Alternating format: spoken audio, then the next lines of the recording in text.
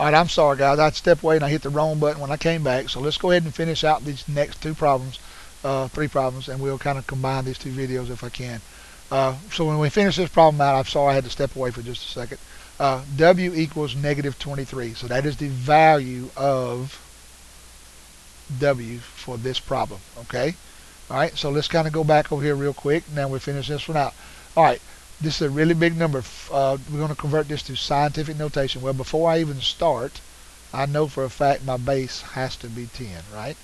Alright, so now we got to convert this out. And what I do know is I have to move my decimal somewhere. Well, remember we talked about it before. It has to be greater than or equal to 1, but less than 10, okay? Or move it to where there's one decimal in front of, one number in front of the decimal. Well, my decimal right now in this number is understood to be right here. Well, if I need to move it to where it's greater than or equal to 1 but less than 10, I'm going to put it between the 4 and the 5, right? Okay, so I'm going to put it between the 4 and the 5,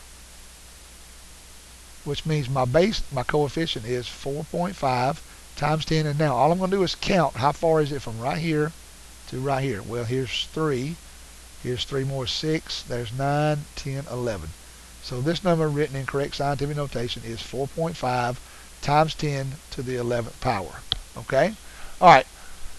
Look at this next one. Kind of looks funny because we haven't seen one of these, and I want to make sure you understand what we're doing here, because you do have your calculator, right? Well, remember, to be rational, it can't be pi, it can't be ... and it cannot be a non-perfect square root. Okay? Well, we have two square roots here. Well, first off, we know this one's not one because the square root of 3 is not perfect, so you know it's not that one.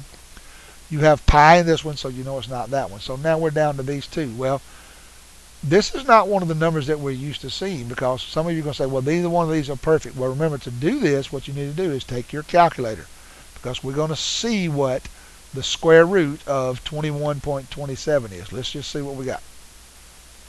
If I hit the square root of this, look how long that number is. There's no number, and actually it would keep going and going and going and going, which means it's a non-terminating, non-repeating decimal, which means that one's not rational. So let's check this next one. Square root of 20.25. 20.25, right? Square root. Look, it stops. That means it's a terminating decimal, all right? So this one, even though it's not something we're used to seeing, that is a rational number because it is a terminating decimal. So just be careful when you put it in your calculator and let the calculator tell you the answer, okay? Because it will do it for you, because we're not used to looking at decimals in our square roots. We're used to looking at whole numbers, but I wanted to see if you could do this one, okay? All right, the last problem you had to do for homework last night, which one of these are answer the following ends and spaces provided? Okay, what is the cube root of 216? Remember, what this is asking me is there is some number that I can multiply times itself. A number times a number itself times itself would give me 216. Well, the cube root of 216 is 6. Same thing here. What number times itself 3 times would give me 729? Well, that one's 9. 5 to the third power, remember, is 5 times 5 times 5, which is 125. Now look at this one. K squared equals 64. Okay, what this is asking me is what number can I multiply times itself to get 64? This is where you got to watch and remember what we did before.